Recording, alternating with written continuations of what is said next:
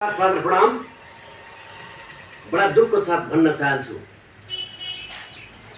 गुरुवर्गलाई रोडमा रुवाउने,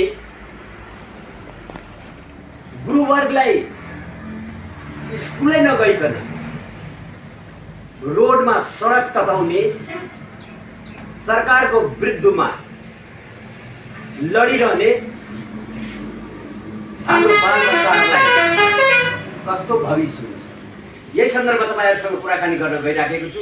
आज यो जनताको अदालतको हाम्रो अतिथि हुनुहुन्छ साबिर खानजी। साबिरजी, जनताको अदालत कार्यक्रममा तपाईलाई स्वागत छ। के भन्न चाहनुहुन्छ यसको बारेमा? हाम्रो गुरुवर्गहरू अहिले रोडमा छ, सरकार खिस्स परेर हाँसिरहनु भएको छ र हाम्रो बालबच्चाको भविष्य अन्धकारमय बन्न गएको छ। के भन्न चाहनुहुन्छ यसको बारेमा? धन्यवाद।